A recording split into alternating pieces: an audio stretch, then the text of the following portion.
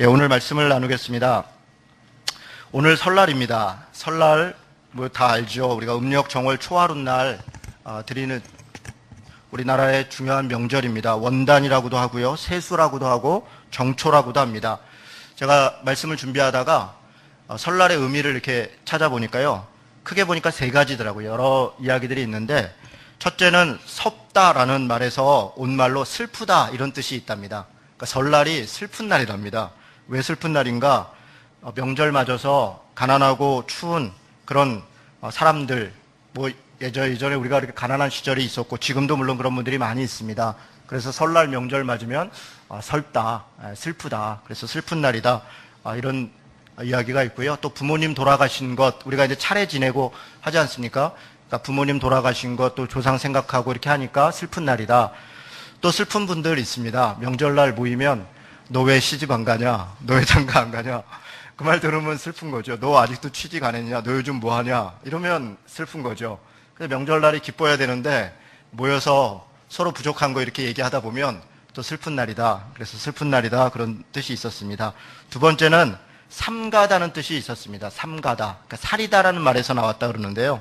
새해를 맞아서 삼가하고 조심하고 경고망동하지 말고, 그래서 다시 새로운 마음으로 그렇게 조심해서 봉 들어오는 거 차지 말고 뭐 이런 거죠. 그래서 삼가다, 그런 뜻이 있었습니다.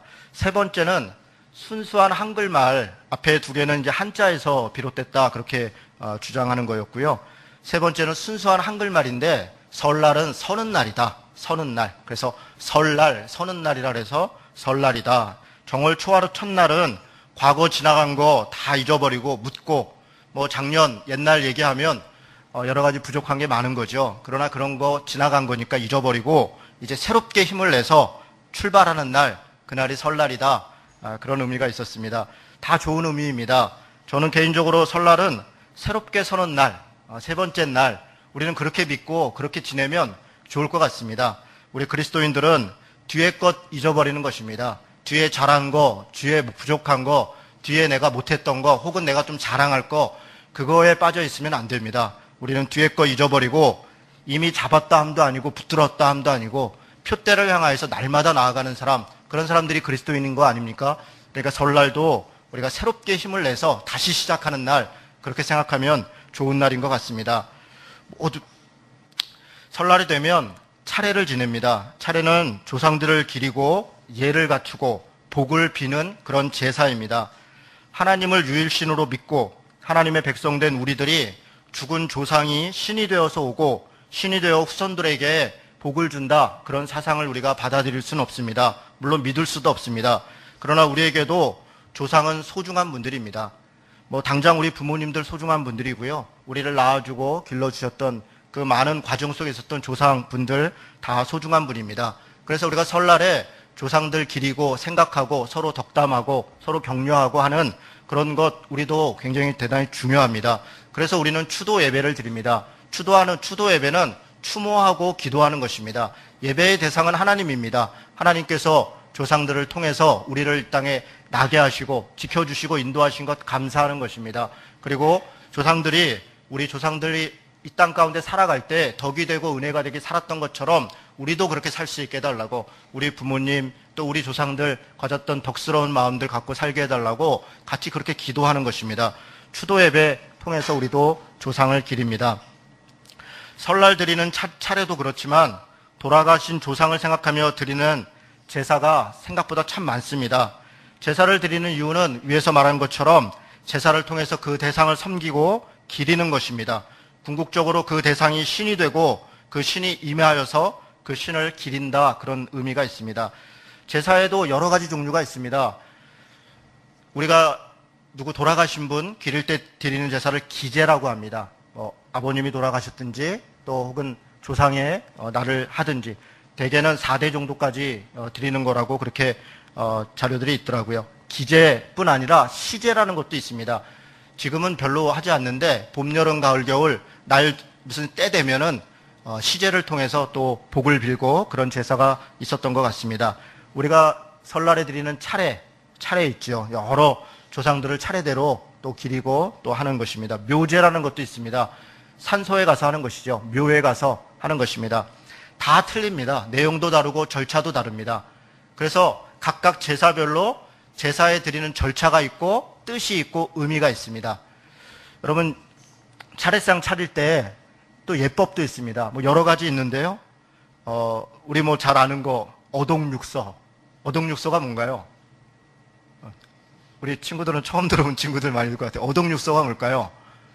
물고기는 동쪽에 놓고 육고기, 고기는 서쪽에 놓는다는 겁니다. 차례상 위에다가. 또 이런 것도 있습니다. 좌포우회. 좌포우회는 뭘까요? 못 보셨죠? 포는 제일 끝에 놓고요. 식혜는 이쪽 끝에 놓는 거랍니다. 이 포는 제일 왼쪽에 놓고 식혜는 제일 오른쪽에 놓는 거랍니다. 우리 광고 중에도 조율이 씨 그러니까 조율이 씨가 누구냐고 이렇게 묻는 광고 있었죠? 조율이 씨는 뭘까요? 조율이 씨.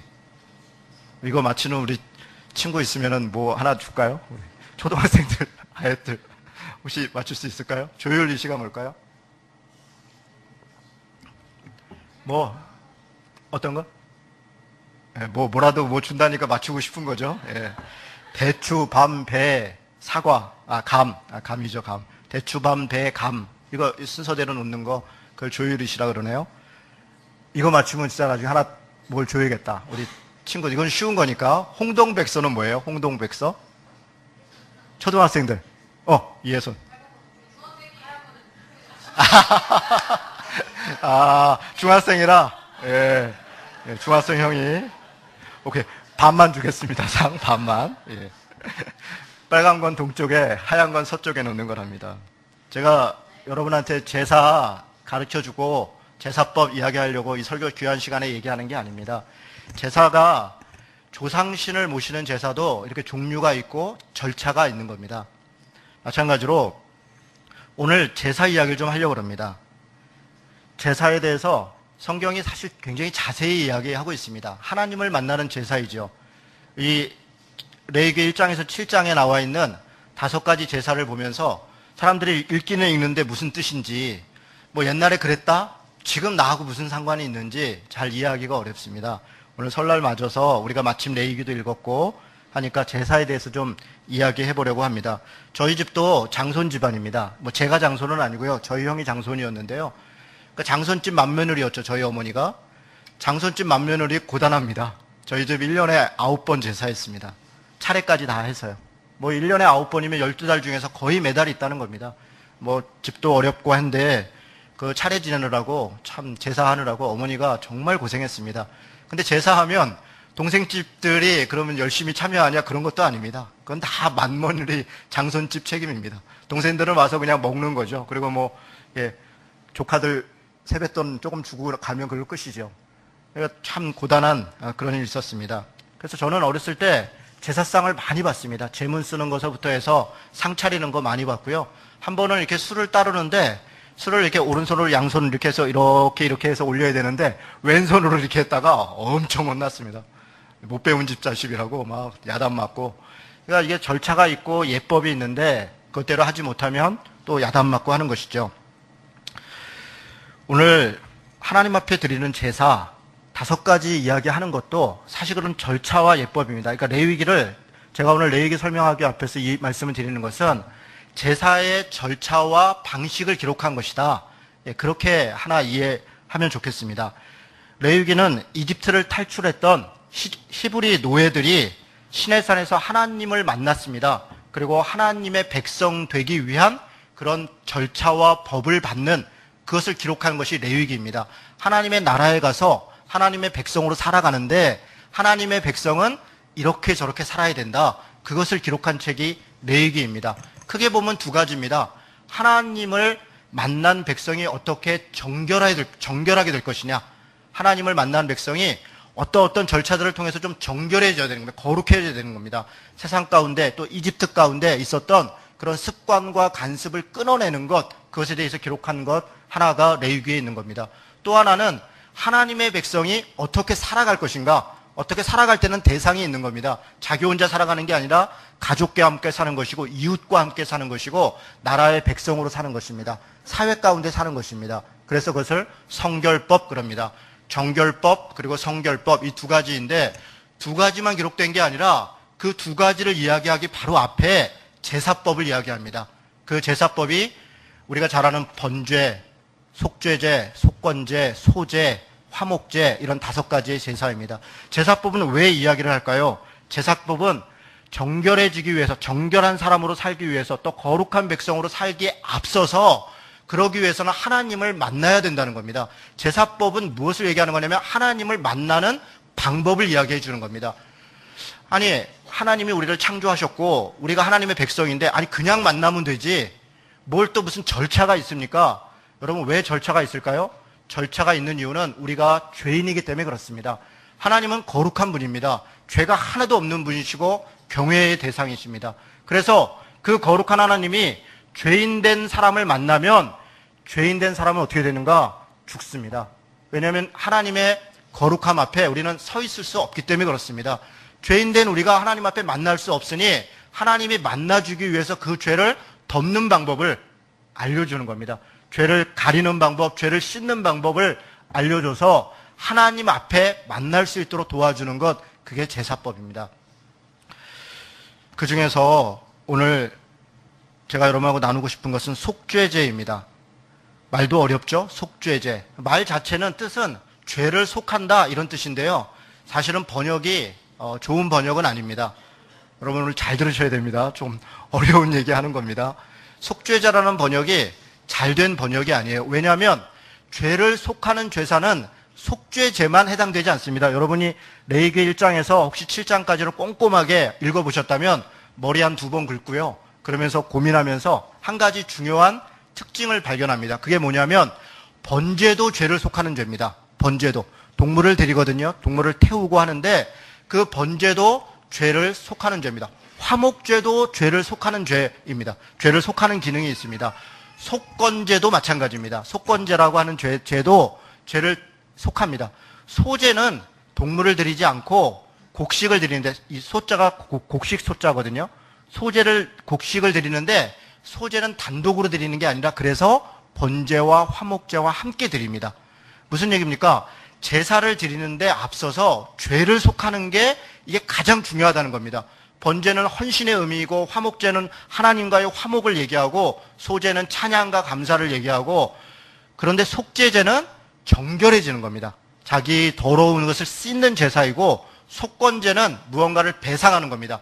남의 것을 훔쳤거나 혹은 남에게 손해를 입혔거나 다른 사람의 것을 부지 중에 실수를 해서 문제를 일으켰으면 그것을 갚기에 앞서서 드리는 게 속건제입니다. 그래서 그것을 배상제라 그럽니다. 다 속죄의 기능이 있습니다. 그런데 특별히 속죄제는 그래서 속죄자라고 번역하지 않고 원래 정확히 번역하면 정결제 이렇게 얘기합니다. 정화제, 깨끗해지는 겁니다. 죄를 덮어서도 깨끗해지지만 더러운 것도 깨끗해집니다. 여러분 제가 얘기하는 얘기를 잘 들으셔야 됩니다. 그래서 레위기에 보면 여러 가지 부정한 것들이 나옵니다. 예를 들면 아기 엄마가 애를 낳았어요. 그런데 부정하다 그럽니다. 그래서 부정하니 뭐 60일이 지난 다음에 30일이 지난 다음에 뭐 이렇게 저런 속건제를 드려라 이렇게 얘기합니다. 아니 애 낳은 게 무슨 죄입니까? 애 낳았다고 왜 부정하다고 합니까? 그 부정하다고 하는 것은 죄가 있다는 게 아니라 더럽다는 겁니다. 더럽다는 의미도 애를 낳은 게 나쁘다 그런 게 아니라 애를 낳아서 여러 가지 하혈도 하고 여러 가지 일들이 있으니까 그것을 추스릴 기간이 필요하다는 겁니다. 깨끗하게 새로워지는. 유출병이 있습니다. 몸에서 피가 나는 병입니다. 그러니까 속건제를 드려야 된다 그럽니다. 피가 나는 것은 사실은 전염병 때문에 그럽니다. 어떤 병이 들었다는 겁니다. 그래서 그것을 깨끗게 하는 것으로 깨끗하게 됐다는 증표로 속건제를 드립니다. 정결제를 드립니다. 심지어는 이런 겁니다. 전염병이 있습니다. 사람들이 전염병이 돌았는데 나중에 그게 깨끗해졌다는 것을 제사장이 증명해주고 그런 다음에 그 사람들을 다시 돌아오게 하기 위해서 속건제를 드립니다. 여러분 이 내용을 가만히 보십시오. 아기를 낳았을 때, 유출병이 몸에 피가 났을 때, 그리고 전염병이 났을 때, 그리고 난 다음에 깨끗해지기 위한 것이 속건제입니다. 무슨 얘기입니까? 정결제라는 겁니다. 말이 좀 어렵죠? 제가 조금 더 쉽게 얘기해 보겠습니다. 지금 밖에 눈이 와서 눈이 막 너무너무 더럽죠? 우리 애들이 눈만 오면 이제 밖에 나가서 뛰어다니고 그런 거 좋아합니다. 눈썰매도 타려고 그러고 눈싸움도 하려고 그러고 합니다. 눈싸움하고 집에 들어왔어요. 들어오는데 엄마 아빠가 뭐라 그럽니까? 스톱. 들어오지 마. 왜 들어오지 말라 그럽니까? 털고 들어오라는 겁니다. 털고. 흙 묻고 눈 묻었으니까 털고. 그리고 조심스럽게 들어와서 어떻게 하라는 거예요? 너 들어와서 빨리 손 씻어. 그리고 옷 다 벗어서 빨래통에 집어넣어. 그치, 예훈아? 이게 속건제입니다. 정결제입니다. 하나님 앞에 우리가 살아갈 때 나도 모르게 여러 가지 더러운 것이 우리 안에 있는다는 겁니다. 전염병이 있기도 하고 또 다른 사람의 하나님의 계명을 어겨서 그게 죄가 아니더라도, 물론 죄도 마찬가지입니다. 죄도 덮어야 되지만 여러 가지 부정한 몸 그 상태로 하나님을 만나면 사람이 죽는단 말입니다. 그래서 하나님이 그를 깨끗게 하고 정상적으로 거룩하고 정결하게 살 수 있도록 그 절차를 이야기한 게 정결제, 속죄제 그 내용입니다. 조금 이해가 되셨습니까? 그러면 속죄제에 몇 가지 핵심적인 내용이 있습니다. 여러분 4장 1절 한번 보겠습니다. 설날 아주 가벼운 마음으로 예배드리러 왔는데 막 속죄제 얘기하고 또 머리 아프시죠? 4장 1절입니다. 2절. 4장 2절 말씀 우리 다 같이 한번 읽도록 하겠습니다. 읽습니다. 자, 시작. 이스라엘 자손에게 말하여 이르되 누구든지 여호와의 계명 중 하나라도 그릇 범하여, 예, 거기까지요. 속건제는 지금 누가 드리는 거냐? 누구든지입니다. 누구든지. 예외가 없습니다. 여러분 이게 대단히 중요합니다. 속건제, 정결한 것은 누구든지 그렇다는 겁니다. 그래서 3절부터 보면 나중에 이 4장 전체는 제사를 드리는, 이 속건제를 드리는 사람들을 4가지 신분으로 나눠서 각각이 어떻게 무엇을 드리는가를 얘기합니다. 4종류는 이렇습니다. 첫째는 거룩한 제사장, 거룩한 기름 부음 제사장. 이 사람이 누굽니까? 대제사장입니다. 대제사장. 거룩한 기름 부음을 받은 대제사장, 이 3절이 나오는 사람인데요. 첫 번째로 얘기합니다. 다시 얘기해서 이 누구든지에는 높은 사람, 신분이 있는 사람, 제사를 드리는 사람도 예외가 아니라는 겁니다. 그 사람도 더러워질 수 있다. 그러니까 어떻게 해야 된다는 겁니까? 돌이키고 거룩함 앞으로 거룩해져야 된다. 이 정결해져야 된다는 겁니다. 거룩한 대제사장이 있습니다. 13절에 보면 이스라엘 온 회중이 이렇게 되어 있습니다. 이스라엘 온 회중이 더러워질 수 있습니다. 그랬을 때는 이렇게 저렇게 해라 나옵니다. 그리고 22절에 보니까 만일 족장이 이렇게 되어 있습니다. 족장은 지도자들을 얘기합니다. 그리고 27절에 보니까 만일 평민의 한 사람이 이렇게 얘기합니다. 제가 이렇게 말씀드리는 이유가 있습니다. 우리는 거룩해져야 된다, 정결해져야 된다, 깨끗해져야 된다 그러면 평민이나 아니면 백성들만 생각합니다. 그런데 지금 속죄제에서 얘기하는 것은 대제사장 그리고 온 백성, 지도자 그리고 평범한 평민들 모두 다, 누구라도 다 정결제를 드려야 된다, 그렇게 얘기하는 겁니다. 심지어는 제사장의 죄악을 가장 크게 생각합니다. 속건제를 드릴 때 제물들이 있는데요, 대제사장은 수송아지를 바칩니다. 여기 송아지라고 되어 있지만 실제는 숫소입니다. 숫소. 1년 된 숫소. 값도 비싸고요, 힘도 세고요, 그리고 무게도 나가는 겁니다. 숫송아지를 드리는데 또 누가 숫송아지를 드리냐면 온 회중이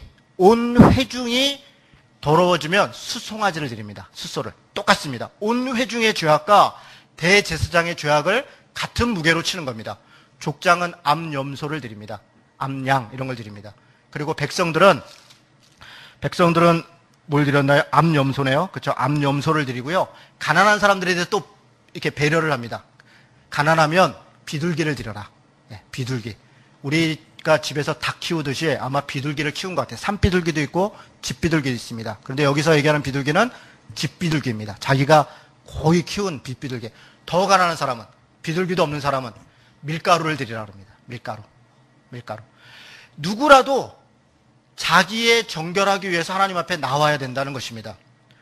여러분, 저는 이 장면에서 대제사장이 드려야 되는 무게와 온 회중이 드려야 되는 무게를, 이걸 우리가 주목해 볼 필요가 있습니다. 지도자에게 요구되는 책임은 더 크다는 것입니다. 온 회중이 지은 죄만큼 지도자는 자신이 잘못했을 때, 자신이 더러워졌을 때 그만큼의 대가와 그만큼의 과정을 거쳐서 정결해져야 된다는 겁니다. 우리는 지도자의 대학에 대해서는 사실은 너무 관대합니다. 그냥 힘없고 연약한 사람들의 죄에 대해서는 아주 혹독합니다. 돈이 없고 빽이 없고 힘이 없고 권력이 없는 사람에 대해서는 아주 혹독합니다. 그리고 마지막 하나의 죄까지라도 대가라도 받아내서 그가 깨끗해져야 된다는 것을 요구합니다. 그런데 반면 지도자들의 죄에 대해서는 우리는 관대합니다. 왜 관대합니까? 사실은 그 사람들 때문에 관대한 게 아니라 그들에게 죄를 묻다가 내가 다칠까봐 그러는 겁니다. 내가 다칠까봐, 내가 손해볼까봐. 대기업이 돈이 많은 사람들이 잘못을 하면 우리는 쉽게 풀어줍니다. 그리고 이렇게 얘기합니다. 그 사람이 일을 못하면 경제가 어려워진다. 그래서 우리도 피해를 본다. 그러니 빨리 놔주자. 정치가 있고 힘이 있는 사람이 죄를 지면 모른 척합니다. 왜 그렇습니까? 그 사람은 더 큰 일을 하니까 그 사람이 빨리 일을 못하면 우리가 손해본다. 결국은 뭡니까? 내가 손해본다. 내가 부당하게 당한다. 그러니 저 사람 풀어주자. 그렇게 얘기합니다. 아니요. 성경은 그렇게 얘기하는 게 아닙니다.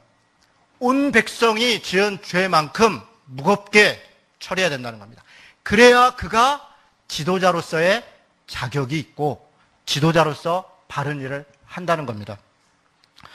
여러분, 우리는 교회에서 목사의 죄에 대해서 사실 대단히 관대합니다.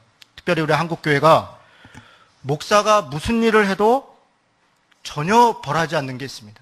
다 하나님이 알아서 하신다는 겁니다. 돈을 횡령해도, 교회 안에서 나쁜 여자에 대해서 나쁜 행동을 해도, 심지어는 자기 공부한 것 학위 논문을 거짓말을 해도 다 상관없다고 합니다. 여러분, 목사인 제 입장에서 들을 때는 좋은 얘기죠. 나는 무슨 짓을 해도 우리 성도들이 나한테 절대로 책임을 안 묻겠구나. 저야 감사한 일입니다. 그러나 그게 정말 감사한 일일까요? 저를 용서해 주시고 제가 만약 그런 일을 했을 때 아무도 문제 제기를 하지 않고 넘어가면 제가 어떻게 하겠습니까? 감사하다. 그래서 내가 다시는 죄를 짓지 말아야지. 이렇게 생각하겠습니까? 천만에요. 그렇지 않습니다. 더 담대해집니다. 더 큰 죄를 줍니다. 아무도 나를 징계할 수 없고 아무도 나를 치료할 수 없다면 제 안에 양심의 화인을 맞는 겁니다. 그것은 우리 전체가 다 죽는 것입니다. 전체가 다 죽는 것이에요. 여러분, 교회건 사회건 더 분명하게 책임을 물어야 됩니다. 그래서 예수님도 이렇게 말씀하십니다. 예수님의 말씀을 한 구절 읽어드리도록 하겠습니다. 죄송합니다. 제가 설교문을 안 읽고 그냥 쭉 얘기하다 보니까 말씀을 적어놓은 그 부분을 헷갈렸네요. 네, 한번 찾아보겠습니다.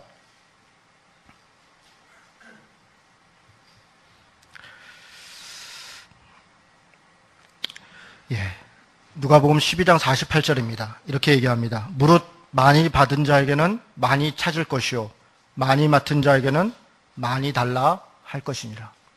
예수님의 말씀입니다. 많이 맡은 자에게는 많이 찾을 것입니다. 많은 은혜를 받은 자에게는 더 많은 것을 요구하는 것입니다. 책임도 큰 것입니다.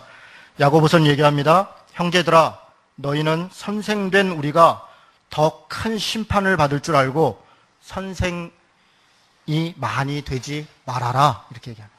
우리는 우리 아이들에게 더 큰 일을 해라. 더 큰 선생이 되라. 더 위대한 사람이 되라. 더 높은 사람이 되라. 그렇게 쉽게 얘기합니다. 그러나 그 말에 반드시 따라야 될 말이 있습니다. 더 큰 책임을 져야 된다. 더 큰 책임을 져야 된다. 더 큰 일을 한다는 것은 더 큰 책임을 지기로 작정하는 것입니다. 권한은 최소한하고 책임은 최대한 지는 것입니다. 그런 사람이 지도자가 돼야 됩니다. 그런 사람이 교회건 사회건 이끌어갈 때 그것은 거룩한 나라가 되는 것입니다. 정결한 나라가 되는 것입니다. 그것이 하나님의 나라입니다. 하나님의 나라는 힘이 있고 돈이 있고 빽이 있고 권력이 있는 사람들이 그것을 가지고 주도하는 것이 아니라 하나님의 은혜로 다스려지고 하나님의 성령이 다스려지는 나라입니다. 지도자는 그것을 심부름하는 사람입니다. 왕은 하나님이십니다. 모든 지도자들은 사회건 교회건 하나님으로부터 맡김을 받은 사람입니다. 청지기입니다. 심부름꾼입니다. 종입니다. 노예입니다. 그런데 우리에게 무슨 권한이 있겠습니까? 권한은 최소한 하는 것입니다. 책임은 최대한 지는 것입니다. 목사만 그런 것이 아닙니다. 여러분도 마찬가지입니다. 각각의 직분자가 마찬가지고 여러분의 직장에서 삶을 살아갈 때 높은 위치에 있을수록 더 큰 책임을 지는 것입니다. 높은 지위에 있을수록 선생님일수록 더 큰 책임을 지는 겁니다. 평선생님보다 교장선생님이 더 큰 책임을 지는 것입니다. 과장보다는 이사가 더 큰 책임을 지는 겁니다. 권한을 행사하는 것, 그것이 만족해서는 안 됩니다. 속죄제가 우리에게 가르쳐주는 것은 바로 그런 것입니다. 더 큰 책임을 져야 된다. 여러분, 피를 뿌립니다. 여러분, 이 피뿜이라는 것은 제사에서 대단히 중요합니다. 그런데 이 피 뿌리는 장면도 자세히 읽어보면 특이합니다. 평민과 이런 그냥 일반 백성들에 대해서는요, 이 족장에 대해서는 여러분 그 성전이 어떻게 되어 있냐면 지성소, 성소가 있고, 그리고 그 앞에 계단이 있고, 그 앞에 번제단이 있고, 그 밑에, 계단 밑에를 이 이방인의 뜰이라 그럽니다. 그런 뜰이 있습니다. 그러니까 하나님이 임재해 있다고 하는 성소는 성소와 지성소로 나눠져 있고, 그리고 그 밖에는 이렇게 다른 여러 가지 제사 드리는 기물들이 있어요. 일반 백성이 죄를 지면 동물을 잡아서 태운 다음에 그 피를 그 앞에 있는 번제단, 마당에서 뿌립니다. 마당에다가. 거기다 바릅니다. 그런데 대제사장이나 온 회중이 죄를 지면 어떻게 하냐면 성소 안으로 가지고 들어옵니다. 성소 안에 들어오면 성소와 지성소 사이에 이렇게 거룩한 장막이 있습니다. 저 안에는 하나님의 언약궤가 있고 하나님의 임재하심이 있습니다. 그 휘장에다가 피를 뿌립니다. 7번을. 대제사장과 온 회중이 죄를 지면. 왜 그렇겠습니까? 여러분, 이 피를 뿌리는 거 잘 보십시오. 사실은 누구의 더러움을 지금 씻는 겁니까? 우리의 더러움을 씻는 거 아닙니까? 그러면 피를 누구에게 뿌려야 돼요? 나한테 뿌려야죠. 내가 죄인이니까. 피는 왜 피를 뿌리는 겁니까? 피가 생명이기 때문에 그렇습니다. 피가 생명입니다. 그래서 그 동물에게 내 죄를 동일시하고 이 동물이 나 대신 그 죄를 지는 겁니다. 사실은 내가 죽어야 되는데 이 동물이 죽는 겁니다. 그래서 그 동물들은 산에 있는 어디 있는 그냥 짐승 한 마리 잡아오는 게 아니라 내가 고이 길렀던, 내가 키웠던 소, 내가 키웠던 양, 그놈들 죽이는 겁니다. 눈물 납니다. 사실은 내 자식을 죽이라는 겁니다. 아브라함이 이삭을 번제로 드렸던 바로 그런 것입니다. 그런 심정입니다. 농경사회에서 자기가 길렀던 자기 집에 있는 것을 죽인다는 것은 대단한 일입니다. 여러분, 저희 집에도 고슴도치 2마리를 키우는데요. 저는 사실은 이 고슴도치 별로 안 좋아합니다. 그러니까 동물 키우는 게 부담스러워요. 얘가 이제 나이 먹고 죽는 것도 슬프고 어디 한번 갈라 그러면 밥 주는 것도 힘들고 이게 힘듭니다. 그런데 이제 우리 딸내미가 하도 그냥 막 애교를 부려가면서 때로 협박을 하면서 아빠 이거 꼭 사줘야 돼요. 그래갖고 할 수 없이 사줬습니다. 저희 딸이 그냥 애지중지하는 거죠. 아침 저녁으로 밥 먹이고 똥 싸고 더러운 거 우리 오빠들은 손도 안 댑니다. 오히려 막 뭐라 합니다. 딸내미는 그러하는 거죠. 그런데 이 딸에게, 예훈이에게 너 죄 진 거 있으니까 대신 고슴도치가 죽어야 돼. 네가 죽여야 돼. 여러분, 이게 가능하겠습니까? 저는 가능하죠. 저는 고슴도치 별로 사랑하지 않습니다. 에라이 그냥 얘 죽으면 내가 산대는데 한 마리가 문제입니까? 10마리도 죽이죠. 그런데 그 짐승을 진짜 사랑으로 키운 사람은 그걸 못 죽이는 겁니다. 여러분, 제사가 그런 것입니다. 하나님을 만난다는 것이 사실은 그냥 떨렁떨렁 와서 이렇게 그냥 하나님 저 왔어요. 하나님 만드셨으니까 알아서 하세요. 이런 게 아니라 우리가 죄인이라는 겁니다. 우리 죄의 무게라는 게 바로 그런 것입니다.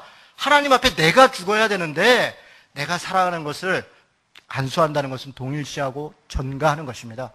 그리고 그것을 잡습니다. 그러면 그 피라도 나한테 뿌려야 되는 거 아닙니까? 내 죄니까. 나 때문에 죽었구나. 그런데 피를 어디다 뿌린다는 겁니까? 성전 기물에다 뿌린다는 겁니다. 성막에다 뿌린다는 겁니다. 회막에다. 왜 그렇습니까? 죄는 우리 스스로를 아무리 우리에게 피를 덮은다 할지라도 우리가 깨끗해질 수가 없습니다. 죄를 깨끗하게 해주는 분은 하나님이십니다. 그 성물들은 다 하나님을 상징하는 것입니다. 그 자체가 하나님입니다. 그래서 내 죄를 동물에게 전가한 것을 하나님이 내 죄를 용서해 주기 위해서 자신이 뒤집어 쓰는 것입니다. 자신이. 여러분, 십자가가 그런 것입니다. 우리는 예수를 믿고 십자가를 통해서 구원받았다. 아멘, 감사하다. 야, 그래, 나는 죄 사함 받으니까 열심히 내 맘대로 살면 되지. 십자가의 무게를 너무 가볍게 생각하는 것입니다. 십자가의 무게라는 것은 내가 사랑하는 동물을 죽인 그것을 주님이, 하나님이 뒤집어 썼다는 겁니다. 나를 대신해서 그 동물이 됐다는 것입니다. 그래서 피를 자신에게 바르는 겁니다. 하나님이 자신에게 그것을 이야기합니다. 그리고 피를 바를 때도 책임이 큰 사람은 하나님께 더 가까이 가서 바르는 겁니다. 더 가까이 가서 하나님 면전에다 바르는 겁니다. 하나님이 임재해 있는데 그 휘장에다가 거기다가 피를 바른단 말이에요. 여러분, 그렇게 할 때 대제사장 마음이 어떻겠습니까? 피를 쏟는 정말 두려움과 고통이 있는 것입니다. 자기 죄를 정말 하나님 앞에 철저히 회개함이 있는 겁니다. 어떻게 하나님이 이런 일을 당하실 수 있을까? 속죄한다는 것, 회개한다는 것, 그런 것입니다. 하나님 그냥 용서해 주십시오. 아멘. 주께서 내게 용서해 주신다니까 내가 믿고 그냥 삽니다. 여러분, 우리는 회개를 습관적으로 합니다. 그러나 여러분, 내 죄를 돌아보십시오. 내가 하나님 앞에 거룩하게 살지 않고 내 마음대로 내 뜻대로 그냥 막 덜렁덜렁 살아갈 때 누가 조롱을 받습니까? 하나님이 욕을 먹는 겁니다. 하나님이. 야, 이준호 목사, 제가 예를 들어서 무슨 잘못을 저질렀다고 싶시다. 하나님은 저를 용서하시죠. 제가 회개하면 하나님이 저를 용서하십니다. 그러나 사람들이 저를 보고 어떻게, 이준호 목사 저를 욕합니까? 아닙니다. 저거 하나님 팔아서 어쩌고 저쩌고 하고 예수 어쩌고 저쩌고 하더니 하나님도 별거 아니구나. 하나님이 욕을 먹는 것입니다. 그것을 두려워해야죠. 더 책임이 있는 위치에 있는 사람은 더 많은 것으로 하나님을 욕보이는 것입니다. 그런데 우리가 책임이 큰 사람에 대해서 쉽게 누가 누구를 용서합니까? 우리가 무엇을 용서할 자격이 있습니까? 그렇지 않습니다. 우리는 끝없이 하나님께 회개하고 돌이켜야 되는 것입니다. 교회의 거룩성을 지키고 하나님의 거룩성을 지키는 것입니다. 속죄자가 그런 것입니다. 오늘 우리가 읽은 5장 1절에서 6절은 어떤 경우에 속죄하는가에 대해 예를 몇 가지 들었습니다. 여러분, 구약 성경이 율법이 다 마찬가지인데 이 속죄제도 마찬가지인데요. 율법이 폐해진 게 아닙니다. 율법은 지금도 다 유효합니다. 문자적으로 유효하다는 말씀을 드리는 게 아닙니다. 정신으로 유효하고 내용으로 유효합니다. 하나님을 만날 때 우리가 예수 그리스도께서 우리를 용서하지만 그러나 전제가 있죠. 내가 거듭나야 되는 것입니다. 하나님의 자녀가 돼야 그를 용서하는 것이죠.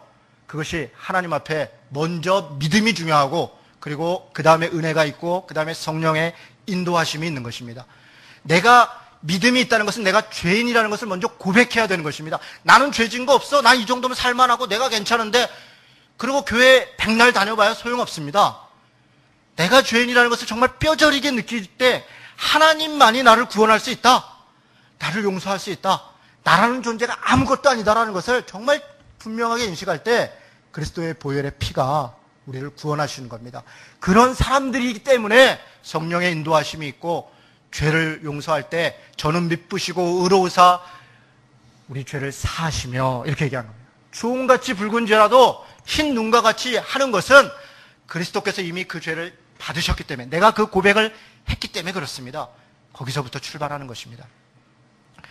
오늘 5장에 보니까 4가지 이야기가 있습니다. 첫 번째는 이런 겁니다. 간단하게 얘기하겠습니다.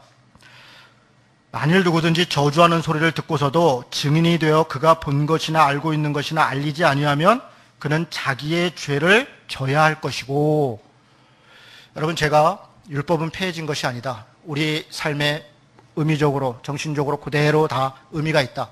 사실 예배 시간에 예배를 드릴 때 이 제사의 정신들이 다 의미가 있습니다. 우리가 예배에 나와서 하나님께 회개한다는 것은 속죄제를 드리는 마음과 같은 이런 자세인 것입니다. 그런데 교회 와서 드리는 예배만이 예배가 아닙니다. 더 중요한 예배는 삶의 예배입니다. 삶의 자리에서 내 삶이 거룩한 예배라는 겁니다. 하나님의 내가 편지이고 내가 하나님의 대사라는 겁니다. 내 삶의 자리가 예배라는 거죠. 그래서 그것에 대해서 이야기하는 겁니다. 이 5장 1절에서 4절은 그냥 예배 시간에 와서 하는 그 제사를 얘기하는 게 아니라 내 일상 속에서 어떤 자세로 살아야 되는가를 얘기합니다. 첫 번째 얘기한 거는 이런 겁니다. 부당한 일과 고통스러운 일을 당한 사람에 대하여 올바른 증언을 해야 된다는 겁니다. 여러분, 이건 정직을 의미합니다. 재판에서 가장 큰 죄는 위증입니다. 위증. 그 사람 한 명이 거짓된 증언을 하는 것 때문에 자기는 그러고 가면 그만이지만 그 거짓된 증언의 결과는 부당하게 온 그 사람에 대해서 때로는 목숨을 끊게 하기도 하고요. 엄청난 재산적 손해를 입히기도 하고요. 감옥에 몇 개월씩 갇히게 되기도 합니다. 그 죄, 내가 부당하게 거짓말로 위증해서 그 사람이 받는 그 부당한 죄에 대해서는 하나님이 반드시 나에게 책임을 묻습니다. 여러분, 우리가 그것을 분명히 알아야 됩니다. 부당한 사람들의 피, 그 아픔에 대해서 누구에게 책임을 묻습니까? 부당한 거짓말을 한 사람에 대해서 반드시 책임을 묻습니다. 그래서 하나님은 공평한 분이시고, 그래서 하나님은 정의로운 분이십니다. 정직하다는 것은, 거짓말을 하지 않는다는 것은 대단히 어려운 일입니다. 왜 그렇습니까? 자기 손해를 감수해야 됩니다. 내가 정직하게 얘기할 때 때로 그것 때문에 받아야 되는 손해도 감수해야 됩니다. 그래서 정직은 어려운 일입니다. 그래서 정직을 다른 말로 정의라고 번역하는 겁니다. 성경의 많은 단어가 이 째다크라고 하는 정의를 정직으로 번역했습니다. 정직한 것은 정의로운 일이기 때문에 그렇습니다. 두 번째는 2절에 있는 건데요. 실수로 부정한 것을 만졌을 때를 얘기합니다. 실수로, 내가 일부러 그런 게 아닙니다. 실수로 그런 일이 있었습니다. 셋째로는 실수로 부정한 사람과 접촉한 겁니다. 실수로. 그랬을 때는 뜻하지 않게 자기가 부정한 일에 개입됐거나 잘못을 저지르면 어떻게 하라는 겁니까? 빨리 회개하고 돌이키라는 겁니다. 그것도 물론 손해볼 수 있습니다. 그러나 그럴 때 빨리 돌이키라는 겁니다. 빨리 돌이켜야 삽니다. 마지막으로 네 번째로는요, 5장 4절입니다. 같이 한번 읽어볼까요? 자, 시작. 만일 누구든지 입술로 맹세하여 악한 일이든지 선한 일이든지 하리라고 함부로 말하면 그 사람이 함부로 말하여 맹세한 것이 무엇이든지 그가 깨닫지 못하다가 그것을 깨닫게 되었을 때는 그 중 하나에 그에게 허물이 있을 것이니, 말은 복잡한데 간단하게 얘기하면 이런 겁니다. 무심결에 맹세를 했다가 지키지 못했거나 잘못된 내용이면, 내가 맹세한 거를 내가 지키지 못했거나 내용을 보니까 잘못된 거면 어떻게 하라는 겁니까? 빨리 돌이키라는 겁니다. 빨리 돌이키라는 겁니다. 여러분, 그리스도인은 약속을 할 때 당사자만 아니라 하나님도 알고 계시다는 것을 분명히 알아야 됩니다. 우리 기독교를 한마디로 얘기하면 약속의 종교입니다. 언약의 종교입니다. 구약은 옛 언약이고 옛 약속이고, 신약은 새 언약이고 새 약속입니다. 그리스도인들은 하나님 앞에 약속하고 사람들에게 약속하고 그렇게 살아가는 존재들입니다. 그래서 성경은 맹세를 함부로 하지 말아라 얘기합니다. 맹세한 거 반드시 지켜야 된다고 얘기합니다. 그러나 잘못한 맹세이고, 그리고 사실을 잘못 알았다면 빨리 돌이켜야 됩니다. 손해를 보게 됩니다. 그 손해를 감수해야 됩니다. 속죄제에 일반 살아가는 것은 이런 것입니다. 정직해야 된다. 정의로워야 된다. 맹세 함부로 하지 말고 돌이키고 살아야 된다. 더러운 일, 잘못된 일에 내가 개입되어 있다면 빨리 회복돼야 된다. 라고 하는 것입니다. 우리 스스로 회복할 수 없습니다. 하나님께서 우리를 도와주십니다. 그래서 우리에게 얘기합니다. 회개하라는 것입니다. 그러면 저는 미쁘시고 의로우사 우리 죄를 사하시고 모든 불의에서 우리를 깨끗게 하신다고 말씀하십니다. 회개 그냥 함부로 입으로 그냥 하는 회개를 얘기하는 게 아닙니다. 삶의 방향을, 생각을 바꿔야 되는 것입니다. 그렇게 바꿔나가면 하나님이 우리를 지켜주시고 붙들어주시고 다시 거룩한 백성으로 하나님 앞에 설 수 있도록 인도하신다는 것입니다. 말씀 한 절 읽고 마치겠습니다. 히브리서입니다. 9장입니다. 그리스도께서 오직 자기의 피로 영원한 속죄를 이루사 단번에 성소에 들어가셨느니라.